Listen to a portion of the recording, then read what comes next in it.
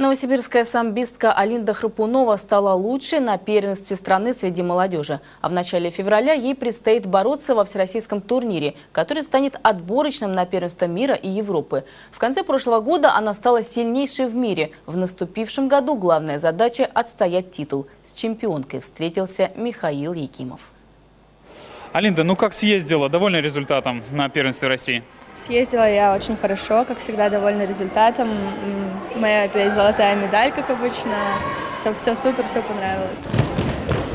В финале новосибирская спортсменка встретилась с постоянной соперницей. Победила ее уже в 4-й раз, хотя конкурентка стала намного сильнее. Задача моя поставлена так очень жестко, потому что планку подняла на высокий уровень, и проигрывать сейчас ни в коем случае нельзя. Я понимаю, что если я упущу этот шанс, эту возможность, то в дальнейшем догонять будет сложно.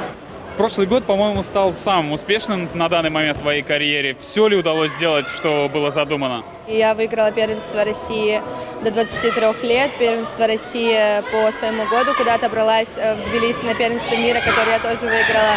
После этого в декабре год завершился у меня золотой медалью на Кубке Европы. И после Нового года меня объявили лучшей спортсменкой года НСВСМ, что тоже очень приятно. Расскажи, почему вот в самбо у тебя успехов больше, чем в дзюдо, по-моему, хотя занимаешься ты и тем, и другим? Вообще дзюдо я занимаюсь 12 лет, и как-то в 2014 году тренер предложил просто побороться по самбо, но желания как такового не было, потому что в дзюдо это намного все волнительнее, и единственный плюс дзюдо – это он, естественно, олимпийский вид спорта, и тут конкуренция намного больше в дзюдо, чем в самбо, поэтому по самбо немножко легче бороться. Тренер объясняет успехи подопечной иначе. Большой талант и трудоспособность – два критерия победы. Какие цели теперь на этот год стоят после победы на России? Это мой последний год в юниорках, дальше идет возрастная взрослая группа, и в феврале, 9 февраля придет Россия, где будет отбор на первенство мира и Европы, который пройдет в Ташкенте и на Кипре. Надеюсь успешно отбороться и отобраться на мир и его выиграть.